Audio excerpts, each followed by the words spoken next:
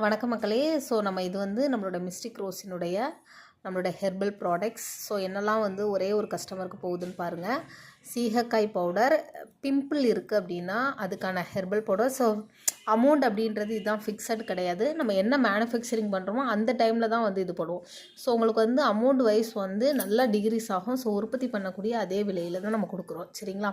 முருங்கைக்கீரை வந்து சாப்பாடு, இட்லி, தோசைக்கு சாப்பிட்ற மாதிரி. அப்புறம் நெல்லிக்காய் பவுடர் இம்யூனிட்டி பூஸ்டருக்காக, நீம் பவுடர்.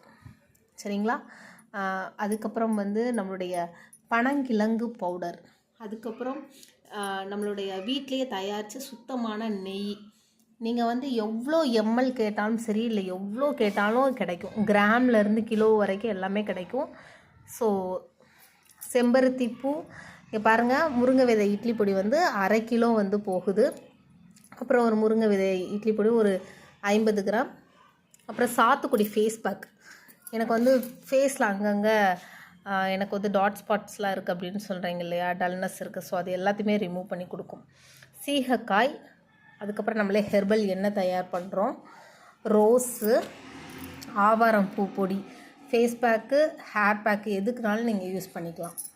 அதுக்கப்புறம் வந்து ஆவாரம் பூ ஃபேஸ் பேக் தனியாக. ஏன்னா இதில் சில பல இன்க்ரீடியன்ட்ஸ் இது முக்கியமாக வந்து பார்த்திங்கன்னா பிம்பிளுக்கும் வந்து தாராளமாக யூஸ் பண்ணலாம். ஏன்னா அதுக்கான இன்க்ரீடியன்ட்ஸும் நாங்கள் சேர்த்துருக்கோம். ஸோ துளசி பவுடர், இதுவும் இம்யூனிட்டி பூஸ்டராக நீங்கள் வேணும்னா யூஸ் பண்ணிக்கலாம். அப்புறம் இல்லை எனக்கு ரா துளசியாக வந்து எனக்கு ட்ரை பண்ணது எனக்கு கொடுத்துருங்க அப்படின்னா அப்படியே நாங்கள் தர்றோம்.